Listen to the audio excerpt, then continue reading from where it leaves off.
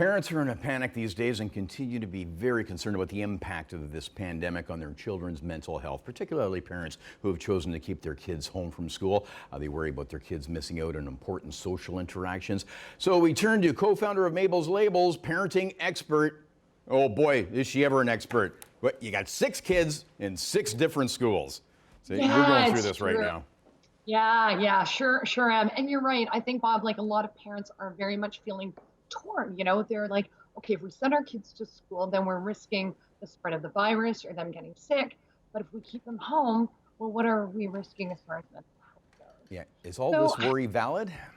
well, I think what we need to remind ourselves is that thousands, countless children have been homeschooled for their entire lives, and not had the impact, have had a negative impact on their mental health.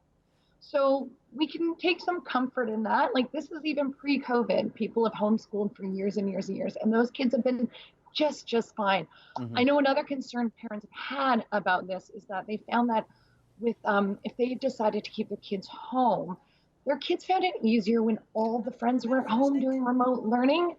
But seeing their friends go back to school while maybe their parents chose to keep them home was a little hard on them. The old, That's fear of tough. missing out, fear of missing out. It's a real thing. But I think parents just need to remind their children that, you know what, it's not going to last forever, hopefully, and Yeah.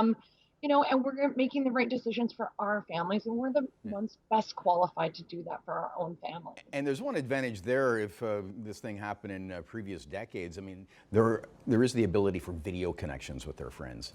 100%. That's Yeah, the thing. And they can get on Zoom and they can see yeah, their friends and they can get their learning. The online learning, look, it's not been without its little hiccups along the way. And I know there's a lot of frustrated parents out there too, but we're all just trying to work through this. And yeah, and keeping in mind that kids, I know there's a lot of very disappointed kids right now.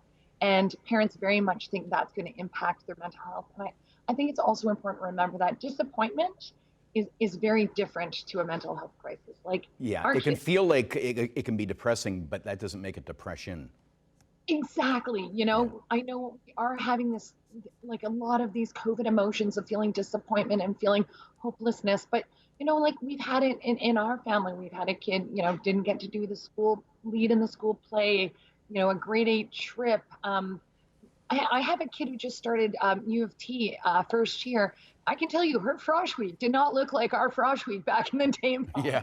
Like, so there's a lot of disappointment. But again, kind of to the point of the homeschooling folks, that there are many children who have never played an organized sport. They've never been on a school trip. They've never been in a school play, and it Hmm. has not led to a mental health crisis. So disappointment is very different to a mental health crisis. Hmm. And And I can it think, be a good thing in well, some ways? I think we have to be like, with risk of sounding like that toxic positivity person, I do tend to see the silver lining in things. And disappointment is a part of life.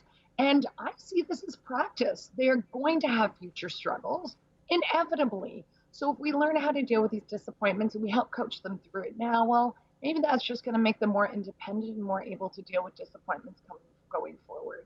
Yeah. What other things can parents do to protect their kids in mental health issues? Acknowledging that anxiety is important, isn't it? And you don't want to show anxiety. You don't want to transfer. Right. Yeah, for sure. I do think, there is this sadness. Like, we're not seeing our families. We're not, like, Thanksgiving's coming up and we're not going to be gathering the way we normally would.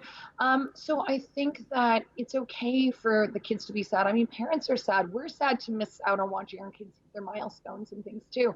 And to acknowledge that and to honor it, but also, to move on and role model some positive outlook. I think also, like, maybe what can help parents with their kids with mental health right now is kind of lower your standards a bit. Like, these are tricky times. Hmm. Like, maybe don't be so rigid about marks. Like, if that's something that's a thing for Right. you, like, maybe shift your family goals a little bit and just take it easy a little bit. We don't need any more stress piled on. So if we're going to try to protect their mental health, maybe a Yeah. little less pressure at this crazy time. But Yeah. I mean, That's in what my short, parents did with me. They really lowered the bar. they tripped over it, Bob. Tripped Yeah, over it. that's right. Julie, good to talk to you. our parenting Amazing. coach expert, Julie Cole. Good to see you via Skype on Morning Live. Happy Friday.